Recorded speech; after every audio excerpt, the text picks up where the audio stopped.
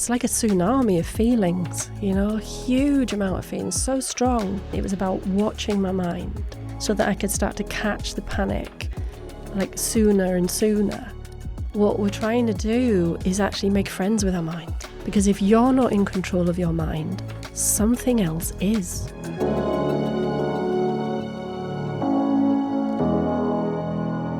Is there an event that was what led you into practicing meditation, practicing Buddhism? I was suffering from depression, anxiety, panic attacks. My doctor actually suggested that I try some meditation.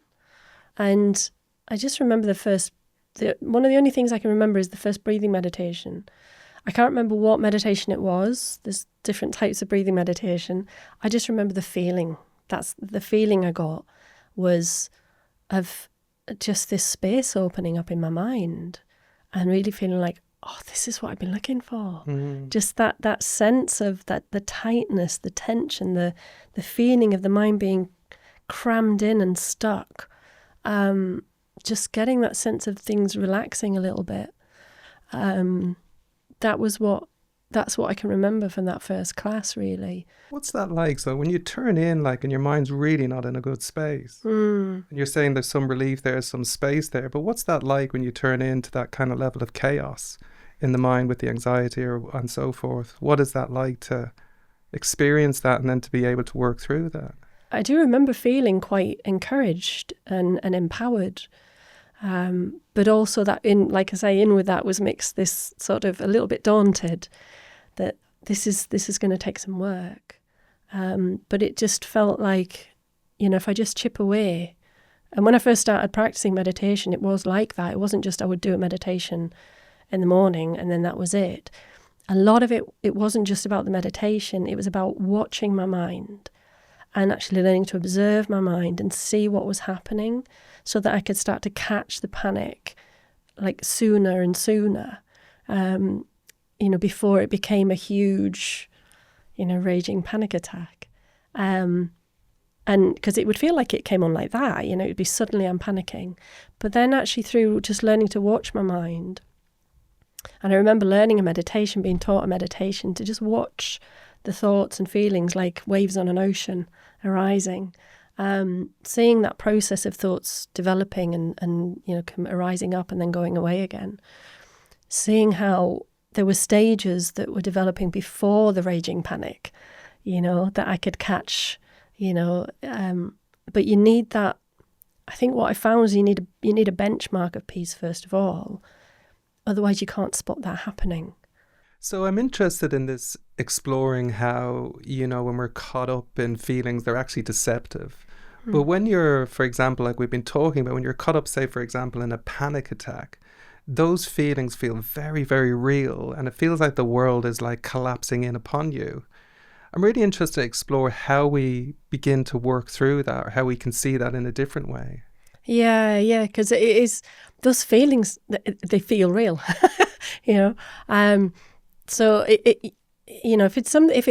you were in a disaster zone, then maybe you could justify those feelings. But like, for example, there was one time, a mundane example, I was in the supermarket once and I just doing my shopping, so I must have felt, it was okay, going around doing my shopping. And then I remember trying to work out whether it was the lights, whether it was what was going on, were they playing music, what was happening. But just suddenly, I remember being in the aisle, I think it got a little bit busier, and it just suddenly, I couldn't cope, and it was building and building and building until I actually felt like I was going to have a heart attack or something, And then, you start, you get the physical, you start sweating. I used to start feeling sick, thought I was going to faint. And and my heart would start going. So then that reiterates, maybe I am going to have a heart attack, And I remember having to leave my trolley in the middle of the aisle and I just went to the toilets at the supermarket. I went to the toilet. I remember sitting on the toilet in the cubicle, just like hide. It's like, just hide away. And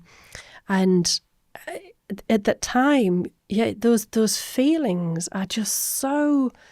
It's like a tsunami of feelings, a huge amount of feelings, so strong. But actually, they're telling you lies. I was just in a supermarket. Do you know what I mean?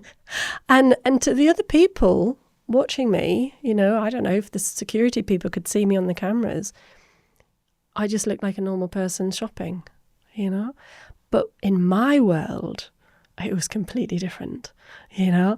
It's like a disaster's happening, you know. This is the end of the world, you know, and yeah, something bad's happening, you know. But there's nothing happening. Nothing was happening externally. It was all my internal world. But what was your mind telling you then? It was telling me I'm going to die. Right. You're going to die. Something horrible is happening. And the more I focused on those feelings, the worse it got. You know, and then you sort of spiral. Then, you know, the more you focus on it, the worse it gets. And it used to be so. When I first started trying to learn breathing meditation, at first it would make it worse because I'd become aware that my breathing was very erratic. It'd be like, you know, all over the place. But then just through persevering, instead of focusing on the rhythm, you're not thinking about the rhythm, you're not trying to change the rhythm. I used to try to focus just on the air coming in and out of the nostrils, and forget about my feelings, just forget about them. Why would I want to focus on something so painful? You know? And it's only through learning, once your mind starts to calm down, that's when you realize that those feelings were deceptive, that there wasn't actually any danger. You know, it's like being in a dream. You were dreaming about something, say you're being chased, or, you know, you're in some danger in the dream. It's only when you wake up that you realize it was just a dream. It wasn't actually happening. You know, so for me, when I say feelings are deceptive and they're telling me lies, it's only once you've calmed down and you sort of reached a more peaceful state that you can see they were just making it all up. You know, but when you're in that, it doesn't feel like that at all. You know, it's your whole world, you know, that's crashing. But what if I'm worried that I'm in some way ignoring my feelings or maybe even suppressing my feelings? Because maybe that would induce even more panic, more anxiety. Yeah, well, that's the thing. What we don't want to do is just put a lid on things. I remember one time sort of feeling like I was wrestling with my mind. It felt like my mind was like this, it's like an octopus or a giant squid, and I'm trying to wrestle it into a box. Like one tentacle comes out and I just get that one in and another one pops out, you know. And then realizing actually that I'm not supposed to be putting my feelings in a box, because that's putting a lid on it, yeah. What we're trying to do is actually make friends with our mind, you know, so that it's calming the mind. Pacifying. I love the word pacifying. For me, it just brings a sense of peace. You know, it's like calming the waves on an ocean. You know, there might be huge waves. You know, you can't do anything about the waves on an ocean. You can't just stop them. But, you know, if we stop the movement that's causing them, yeah, so the agitation in the mind that's constantly thinking about them, then they can gradually calm down, yeah, and the mind can become a more peaceful state again. You know, so it's not so much fighting with them, it's just pacifying the mind. And if I feel like my mind is my worst enemy, my general orientation with my enemies is to run as far away from them as possibly can. So if I feel like my mind's my worst enemy, the solution is to turn away from my mind continually. Yeah. Especially if I'm caught up in worry, anxiety, or I'm in a full-fledged panic attack.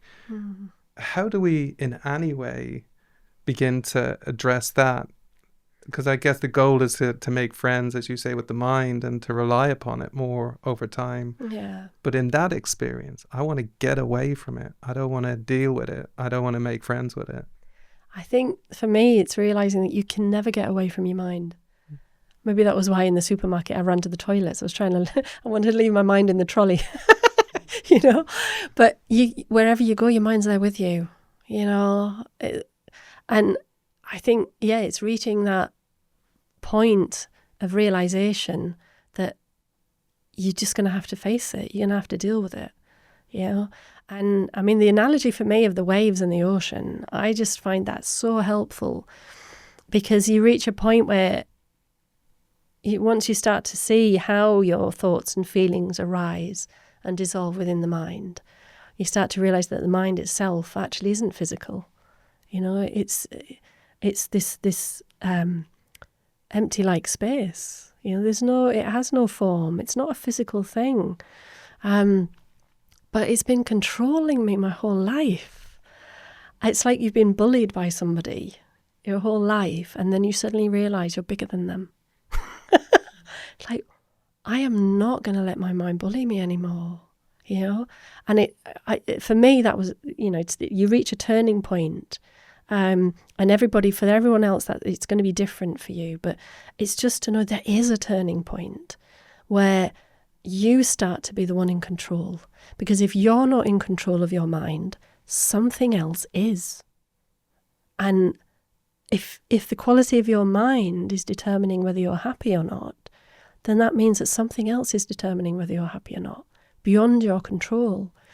So the more we can sort of get control of our own mind, the more we can actually choose, like directing it, you know. And it does take time. Like, you know, for the panic attacks, initially it took me, you know, maybe up to 6 months to get control of that level of panic attacks, you know. There'd be some subtle anxiety still, you know, getting stressed and things, but it's the getting control. You know, you can spot it and you can control it back. I'm not saying that, you know, your mind, you know, after 6 months is going to be completely at peace and nothing ever ruffles you ever again, you know. But it's when you notice it becoming ruffled, you can get that control back, you know. I think sometimes we get complacent thinking, oh, I'm fine, you know. And it's just like, I remember going horse riding once with somebody, and I was on a horse that was very placid, and they were on a horse that was a bit all over the place. And I'm thinking, oh, I'm a very good horse rider. But it was just because my horse was behaving itself until it didn't. And then it's like, I want to eat some grass. And then I realised I had no control over that horse, you know. Mm. So sometimes, you know, even if we're not struggling in life, we can think, oh, I'm doing okay. But it's just that we haven't really been challenged. When you get something like panic attacks, when you get that anxiety, those feelings, they're actually encouraging you to get control of your mind. So it's, in a way, it's actually something really positive, because it's showing you haven't got control of your mind. People can go their whole life without realising that, you know. But once you realise that, I don't have control of my mind, but through training in meditation, I can get control. Well, the world's your oyster. What do you do in those days that when it all falls apart? Like all the good work feels like it's just crushed by a really tough day and the mind has gone out of control. Well, what worked for you? Yeah, because, you know, I mean, even now, I'm not saying I'm perfect. Ask any of my family members, they'll tell you that. Are you not? But, you know, I think it's just about, just in your mind, just deciding, right, okay, you know, I've made a mistake, if I maybe had a bad day, or even just a bad morning or a bad hour, not labeling it a whole day, you know, and just thinking, okay, you know, I didn't do so great there, I've made a bit of a mess. Apologise if you've upset anybody, you know, and then just try again, you know. It's a bit like if I forget to clean my teeth one day, I don't think, oh, I'm never going to be able to clean my teeth again. You know, it's just like, okay, no, I'll remember to do it, you know, try and set that determination to keep doing it. It seems like very pragmatic, doesn't it? A pragmatic approach. But I'm guessing back then you're working through layers and layers of challenges from previously. Yeah. But it seems like that's quite a pragmatic approach. A little bit like, what about when it like really just completely collapses? And we're almost back in that space, if you know what I mean? Yeah. That we were previously, and some part of you saying, I'm never going to be able to do this. I do remember actually years later, a family member was in an accident. They were in a coma, a very close friend, family member. And I remember this feeling of like panic coming again when I had to leave the hospital, because I was there like 24/7 for the first few days. And I remember leaving the hospital, having to go to my house to get some things, and this sort of sense of anxiety and panic coming again. And I remember feeling quite disappointed with myself, thinking, I thought I'd dealt with this. I thought this was resolved, you know. And yeah, feeling a little bit like, oh, here we go again, you know. But then reminding myself, no, come on, you've dealt with this before. You've got the methods now. You've got the tools that you need. So just do it. Do you know what I mean? It's just this sense of just get on with it, you know. Just like, you know, like I say, you walk into a kitchen and the place is a mess, just roll your sleeves up and get on with it. You can stand there kicking and screaming if you want, but it's not going to deal with it. So it is that pragmatic approach, I think. And what if my feeling is that I've met the methods that help me progress, but deep inside in my heart, I don't think I'm a person who can progress? That almost increases my anxiety thinking about that. Yeah, I think it's like a vicious circle, isn't it? That you've got to get started to get some experience. Yeah. And then that experience shows you that you can actually make some progress, you know, but you've got to get started in the first place. Once you get a little bit of experience, that means if your mind can change a little bit, then it can change a little bit more and a little bit more and a little bit more. And I think part of the problem is we want huge results at the beginning. We just want it like that and like a magic wand, you know. So we've got to be patient, just really patient with ourselves. And say for somebody like who doesn't have a, you know, a faith-based life, or someone who's just going through, like all of us, you know, going through whatever we're going through today. And maybe if my friend's struggling and I'm trying to find a way of not getting lost in my own pain and being there for them. I mean, what's worked for you in those kind of situations that may work for the rest of us in some kind of practical way? I think for me, especially with people that are experiencing grief and things like this, you know, like mental pain, or maybe even like approaching death, you know, coming to terms with your own sickness and your own impermanence, you know, your own mortality. If you make peace with that, then you can just be there for them, you know, because I think often there's a sense of like you want to fix things, you know, and when you can't fix that, you just avoid. It's horrible. Sometimes we avoid people because we don't know how to deal with it. We want to be able to give solutions, and we don't feel we can just sit there and hold their hand or just sit in silence with them. So I think once you've come to terms with that yourself, and it's just through acceptance, really. Just acceptance of what exactly? Acceptance that at the moment we're very limited, you know, and acceptance that these things happen to me and they happen to other people, you know. We're born, so we will die. It's a basic truth that we kind of know, but we don't really know deep in our heart. And again, maybe I was lucky that it was that kind of thing that brought me to, you know, to Buddhism and meditation. Was I was seeking something. I was already thinking about my own mortality and things like this, that I use those meditations to come to some acceptance. I'm not saying, you know, when I say I may die today, I'm not saying may I die today. I'm not wishing for it to happen.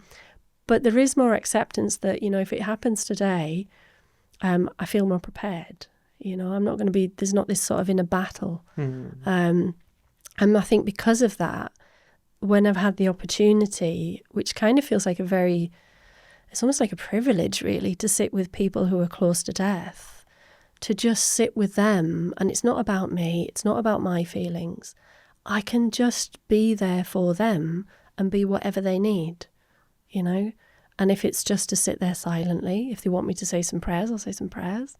If they want me to just sit with them, if they want me to, I don't know, go and get them a coffee, I'll go and, you know, it's just about them then, because you've already resolved the stuff in your mind. So for me, it was about, you know, coming to terms with I've had, you know, quite a lot of loss in my life. And I've also had quite a lot of sickness in my life. So I kind of feel like I'm not perfect, but I do feel like I've resolved some of that. So when I'm with other people that have experienced those things, maybe, you know, I don't bring my own agenda. So I think for anybody that's going through that themselves, it's about not fighting it. Don't fight it. We need to accept it. It's like the more we resist, what we resist persists. Mm. The more we fight against something within our mind, the more tension there is in our mind, the more pain we're bringing to the situation. So it's just, even just saying to yourself, I accept. There's like a feeling of relaxing in the mind, letting that resistance go. Yeah. It's interesting. It'd be interesting to explore a little bit that journey with you, as you say, health and loss. You've had some sickness, you've had some loss. Maybe you could explain a little bit what that means, and also for you, what was the most powerful way you got to that acceptance in that journey?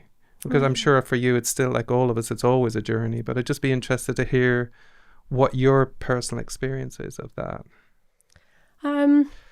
Well, the loss, I mean, there's been quite a few. I've lost a few family members now, siblings and my dad and things like this. And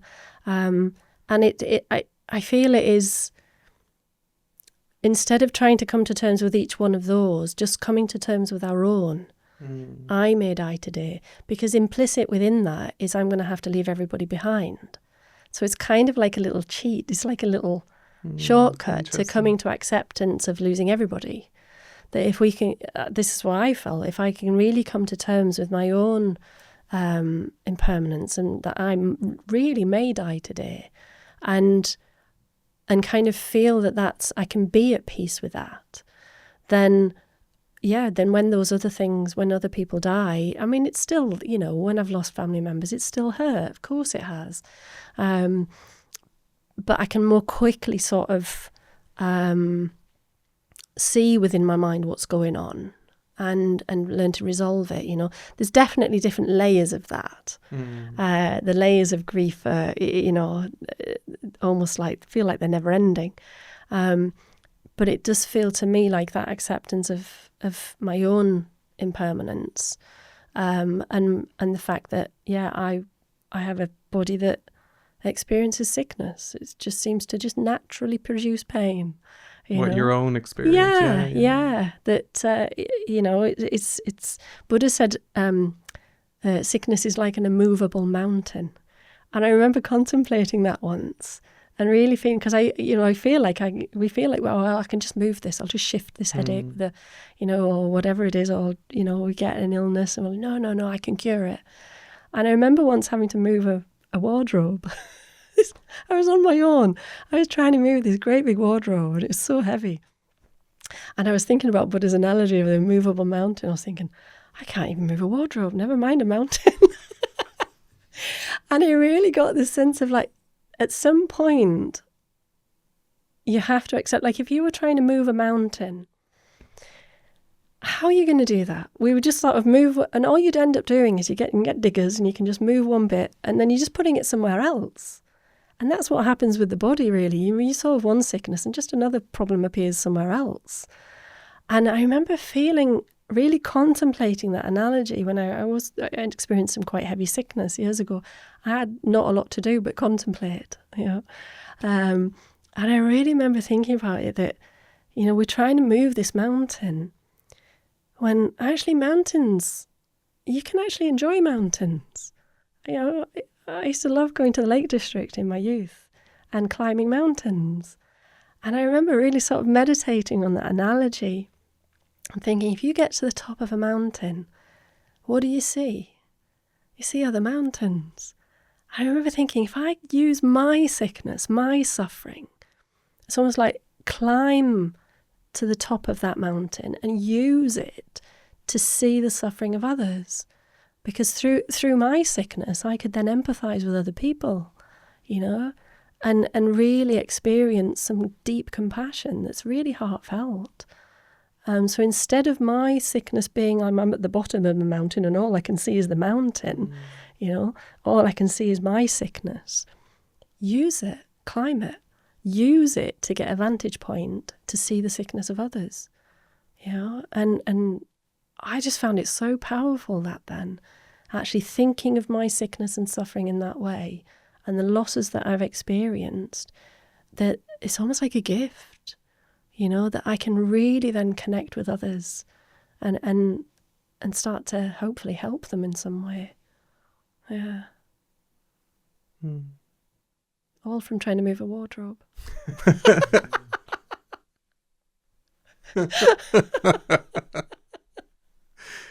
So I'm interested, let's segue a little bit to something that certainly been on my mind at the moment when I look around the world. When you look around at the moment in the world we're in, what is it that worries you most, and how do you resolve that in some way so you don't feel hopeless? Like, we're in a very unusual time. I'm just wondering what your experience of that is, what's helped you. Yeah, I mean, when we look around the world nowadays, I mean, I've got, grandchildren now and things like this, I know I don't look old enough. But, and I it is a concern, you see, things like social media. I'm just so glad there was no social media when I was growing up. Oh my goodness. I want no Your record. anxiety levels would have gone through the roof. It was bad enough. I want no official record of any of the things that I did. Oh, okay. But it's almost like the world has become a much smaller place from one point of view. You can see what's happening all around the world. And I think because of that, there is a building anxiety. Because, it used to just be that, you had just have your own little bubble, if you like, there was maybe some little problems going on. Whereas nowadays, we see, so much suffering, but without the methods to actually mentally deal with that. I kind of feel that's the main issue, is that majority of people don't have the tools to mentally deal with and emotionally deal with what they're seeing in the world. And I mean, that's one of the reasons why, I do what I do in my life, is trying to help people find those methods and arm themselves with those tools, because I think, without it, I couldn't cope without it, that I hit rock bottom and couldn't cope without these methods. And so I think that's the main issue. It's not so much the dangers and things. Every generation we had our own dangers, I remember the Cold War and being terrified of potential nuclear war when I was a kid and things like this, every generation has their own sort of thing that, some sort of terrorist attack or something, or maybe for, the kids growing up now, it was the COVID and things, It's not so much those things. It's more whether people are mentally equipped to deal with it. And I think that seems to be becoming less and less. I'd really like to see people finding the inner strength, the tools to be able to deal with it. If you were to pick one perspective, I guess, or one tool that's helped you the most when you look around that world and the chaos at times we see, which one do you think for you has really worked the most? Because we're in the middle of it right now, and what's working for you at the moment, I guess? I mean, it's usually going to be the thing that I'm working on at the moment. Exactly. More recently, we've been studying a book called How to Understand the Mind by our teacher, Geshe Kelsang Gyatso. And so I've been learning to really try to keep a watch on the mind, and just see what my mind's up to. Because we can have the tools, we can have, you can turn your mind into compassion, you can do this, you can do that. But unless you actually watch your mind and see what it's doing, you've got no starting point. So you need to know where you're at in order to be able to get to where you want to be. So for me, I think at the moment, I found it really empowering just to watch my mind. In a way, it feels like going back to the beginning, because that's what I used to do at the beginning. And I'd forgotten, actually, that I used to do that. It wasn't just doing the meditations. It's about keeping a watch over my mind, not being so much interested and obsessed with what's going on externally, but looking, what's my mind doing? I found that so helpful recently, because then you can catch things more quickly. If my mind starts to become negative, you start to get a bit depressed about things, Instead of just waiting for it to pass, you can, if you catch it, if you observe it and say, oh, my mind's becoming a bit more negative, then you can get in there and do something, and it's easier to shift then. What if your mind, I guess, what if your mind is predominantly negative though? Because sometimes I think it's like, I was reflecting on this the other day, I think we were even talking about it in an episode where, sometimes it feels like the chaos in the world is nowhere near as bad as the chaos within your own mind. And it's almost like I'd rather just distract myself from this than ever look in at it. What if the predominant thought or feeling or emotion is negative? How can you then just watch your mind? It's not getting slightly more negative, it's just toxic maybe, or I'm really struggling with anxiety today or whatever. I think through learning to watch my mind and observe what's going on, you start to see that your mind's not just sort of one big lump. There's sort of lots of different things going on. It's like the body has lots of different parts, So, you might have a problem. You might say, you've got aches and pains. So if you can solve one of them, that's great. You've reduced it. So it's a bit like that with the mind. If you can just like resolve one part of it, and just from resolving one part, making one part of the mind a little bit more positive, it has that sort of knock-on effect. It makes the whole mind more positive. It's just about making a little bit of headway into it, really. So just making one little part of your mind, maybe thinking about others more. Because what I find is that usually it's about us. I'm overwhelmed, I'm anxious, I'm depressed, it's all I. So I often check like how many sentences are beginning with I or me. And then all of them. yeah, pretty much all of them. What are my worries about? What's waking me up in the night? It's my worries, So just trying to think about others more, shifting that again to others, one thing that I find really helpful a lot of the time with sort of feeling like you just want to disconnect from everybody, or sometimes feeling like nobody cares. It feels like it's a very uncaring world. Nobody's helping each other. Starting to look at how we're connected, that everything I have has come from others. So just sort of like looking around, if I'm sat drinking a cup of tea, that's come from other people, The fact that somebody made that cup, somebody discovered you could drink tea. Amazing, going through, like thinking about all the people that have been involved in bringing me that, the water, the people who work for the water board, the people who help, designed kettles and electricity or gas or whatever it is. And then your mind just starts to go out then, because often when we feel overwhelmed and discouraged, our mind becomes very small. Anxiety is like a tight mind, isn't it? So bringing the mind out and starting to actually feel more connected with other people, that they are actually helping me, that everything I have in my life has come from others. You start to feel more supported by others, And so instead of seeing the things, it's like when you feel grateful, gratitude, really. It's not so much about I'm not grateful for the things.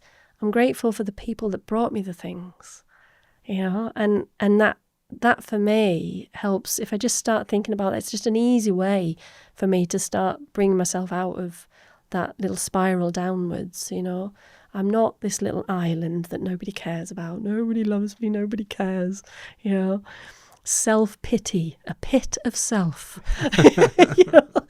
It just brings it more into feeling. Geshe Kelsang says like a web of kindness. We're interconnected, and that everything I have has come from others. I find that really helpful. So do you ever think there's a possibility that we can get to a place where there's an end of worry and anxiety in our mind? And if you do believe that, how is that possible? I do believe it is possible. I think it's going to take a long time. Whether I'll accomplish that in this life, I don't know. But I just feel if we can reduce our worry and anxiety a little bit, it's just extrapolating. Take that to the extreme means that you can eventually get rid of it.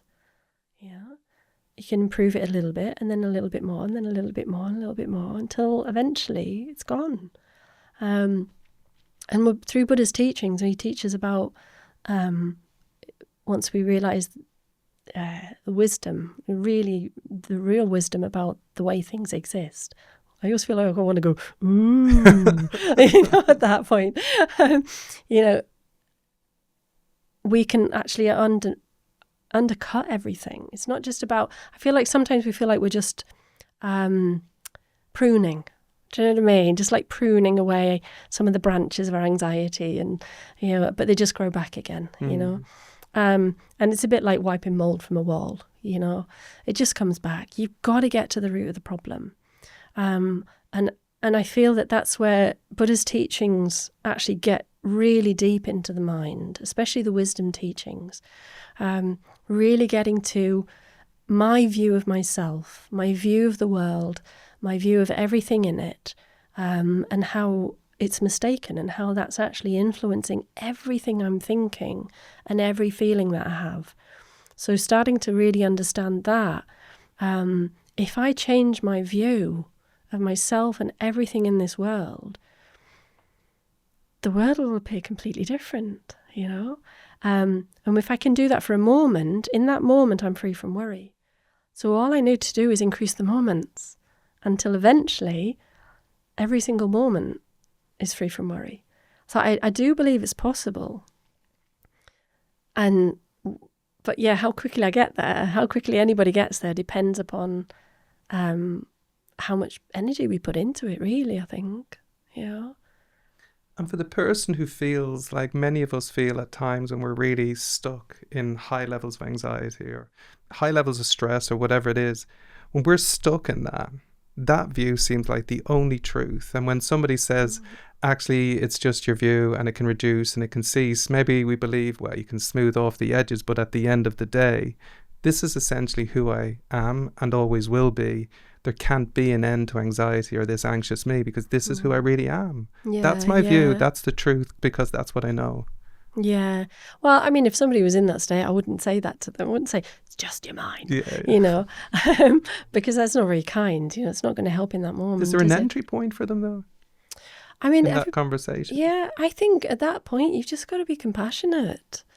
I mean, when people would say to me, like I said before, when I was having panic attacks, and I'd be like, I'm going to die. I might die today. I might be dying now. And people would say, no, you're not going to die. And I didn't believe them, because that's what it feels like in that moment. And we believe our feelings. So I think maybe that's the key, is to really see that our feelings are quite deceptive. That we know that we can feel something about somebody 1 minute and that feeling changes. Do you know what I mean? We know our feelings change. And when our feelings change, the way they appear to us changes. So the way I feel about myself, if I have positive feelings about myself, then I feel like I'm a good person. What's appearing to my mind is a nice Chogma.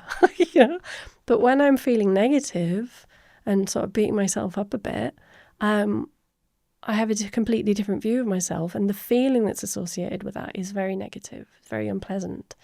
So there is definitely trying to see that there's a relationship between our mind and the things that we're seeing, and seeing that's always changing. We change our mind and the world changes. When you're feeling really down, the world feels like a horrible place, and everybody's idiots, and it's just you just want to run away. But then when you're feeling very positive, you're thinking about everything's come from others, feeling kind and grateful, then what appears to your mind? Nice people. The world is a nicer place. So it's just trying to see that. But when you're in the midst of that, I think all you need is for somebody to just sit with you and not try and give you solutions. Just to be there and just cherish you.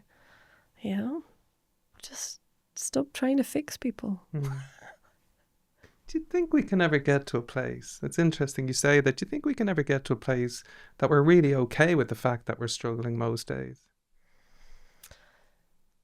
I think you probably can. How? I mean, it comes and goes, doesn't it? You'll know this. It's just some days, our confidence is better than others, and our ways of dealing with our mind is better than others. And I think just over time, just learning, you can be, it's the phrase, I used to think this was such a cliche phrase, okay to not be okay. And I used to think, oh, it's so cringy. But actually, I actually really like that phrase now because... Why? Because with the anxiety and the panic and things, I think what I found eventually is that the feelings can be there, but instead of you being the experiencer of them, you become the observer of them. So there's this thing going on in your mind that's unpleasant, but then there's another part of your mind that is okay observing it. That's all right. So I'm okay with not being okay. So it doesn't control you anymore.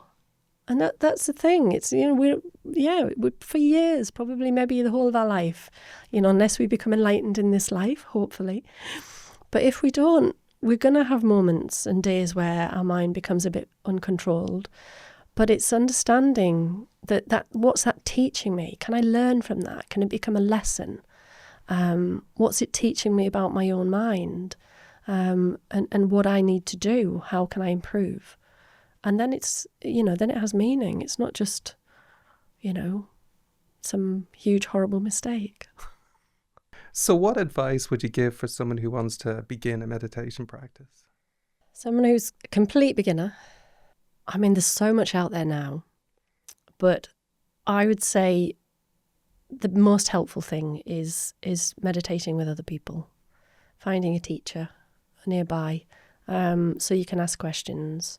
You can go to classes with other people, because trying to do it on your own is so hard, and doing it with other people, group meditation classes is so beneficial, because you're with like-minded people, so you feel like you're not just the only one going in the opposite direction to the rest of the world, and just go at your own pace, really. You don't have to make huge commitments. Just do what works for you, really.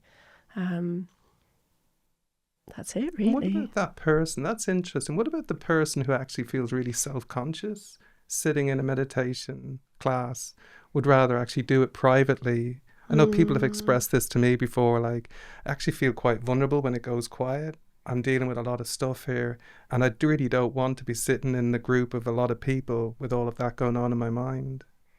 I mean, there's a lot of online resources. These podcasts are perfect. There's MP3 downloads you can get of meditations and things like this. But I think my advice is always to try to progress to doing it, meditation with other people, because it in a way it's not just about in your own little world. It's opening up to being with others as well. We need like-minded people. We need to be able to discuss. Discussion is such a helpful aspect, to really open up our mind and start to feel, more hope, really, that we're not the only ones going through these things. So, we can start with things online, these podcasts, YouTube videos, and things like this. But I would definitely recommend, trying to find, a meditation centre nearby and try to join some classes, even if it's just 15-minute lunchtime meditation. You just go in, do your meditation, come out.